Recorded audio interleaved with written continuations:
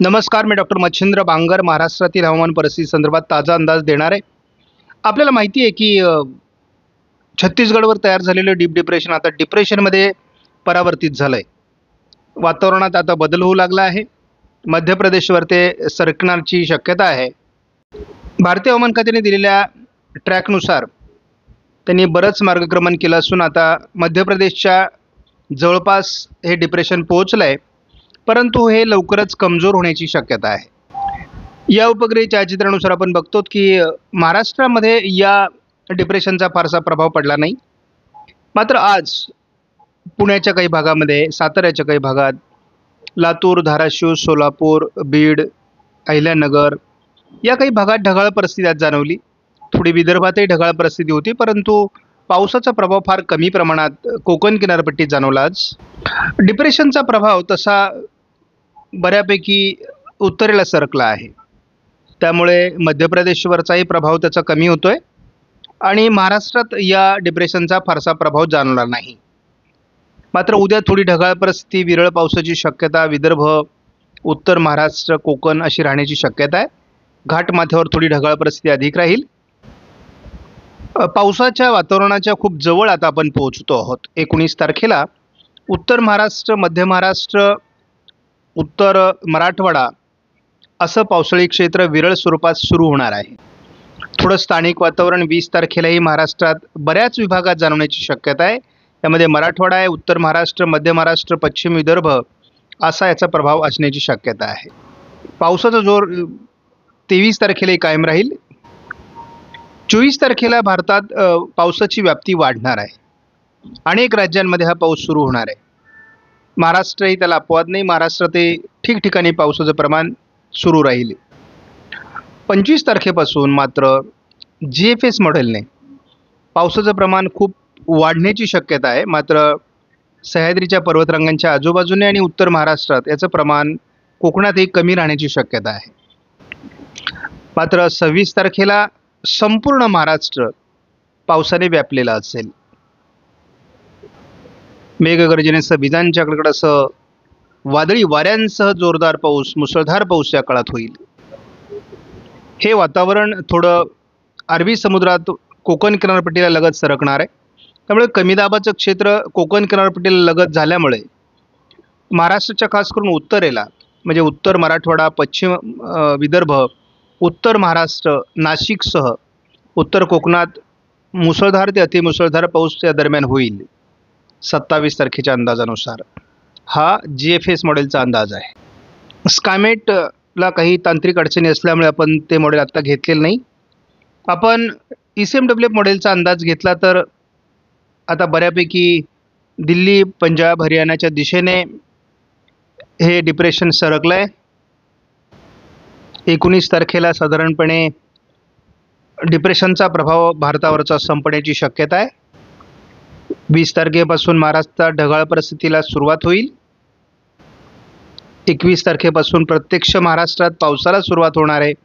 विदर्भ, मराठवाडा, पश्चिम महाराष्ट्र, मध्य महाराष्ट्र या मॉडेलने 22 तारखेला पश्चिम महाराष्ट्र, मराठवाड्यात जोरदार पावसाची शक्यता मेघगर्जनेसह व्यक्त केली आहे. 23 तारखेला महाराष्ट्रात पावसाची व्याप्ती वाढेल. अनेक विभागात मध्यम ते जोरदार पाऊस होण्याची शक्यता आहे.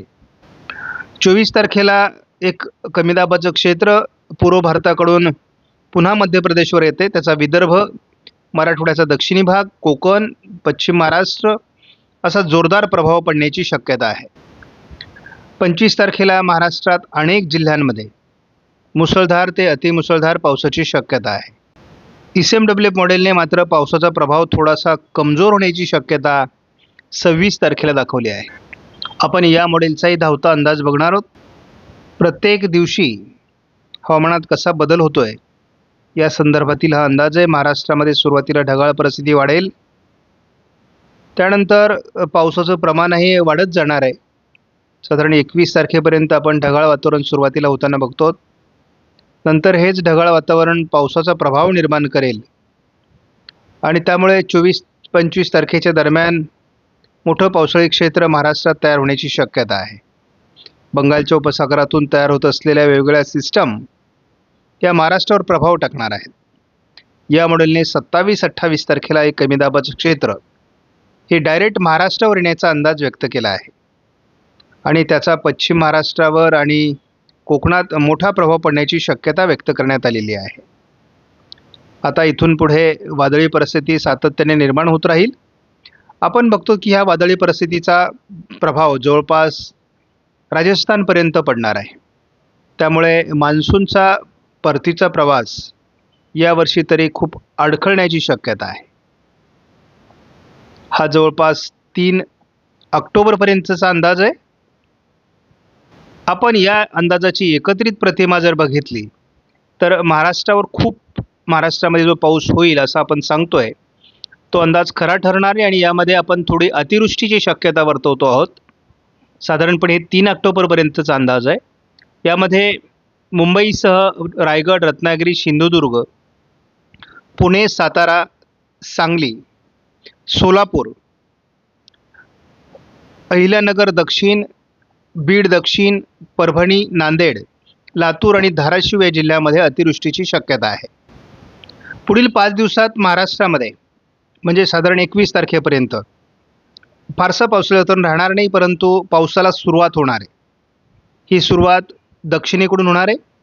सोलापूर, लातूर, धाराशिव, बीड, अहिल्यानगर, परभणी, नांदेड, चंद्रपूर, गडचिरोली, नागपूर, भंडारा, गोंदिया, यवतमाळ, वर्धा, वाशिम, हिंगोली या जिल्ह्यात पावसाला सुरुवात होईल. त्याचबरोबर मुंबईसह ठाणे, पालघर आणि पुणे, सातारा, रत्नागिरीपर्यंत हा पावसाचा प्रभाव पहिल्या 5 दिवसात असेल. पुढील 5 दिवसामध्ये मात्र संपूर्ण महाराष्ट्रामध्ये पावसाचं प्रमाण वाढतंय. आता मात्र हवामानात थोडे बदल व्हायला लागले आहेत. यामध्ये अहिल्यानगर, बीड, नांदेड, परभणी, वाशिम, हिंगोली, चंद्रपूर, गडचिरोली, यवतमाळ, वर्धा, नागपूर, भंडारा, गोंदिया, अमरावती, अकोला या जिल्ह्यात जोरदार पाऊस, मुसळधार पावसाची शक्यता आहे. बीड, लातूर, सोलापूर, धाराशिव, सातारा, सांगली, कोल्हापूर, सिंधुदुर्ग, रत्नागिरी आणि रायगड जिल्ह्यात देखील मुसळधार पावसाची शक्यता आहे. पावसाचं थोडं प्रमाण आत्ताच्या अंदाजानुसार पुणे, अहिल्यानगर, छत्रपती संभाजीनगर, जळगाव, धुळे आणि नंदुरबारच्या दक्षिणी भागात आणि नाशिक जिल्ह्यामध्ये पावसाचं प्रमाण थोडं कमी राहण्याची शक्यता आहे. मात्र गरजेपुरता पाऊस होईल.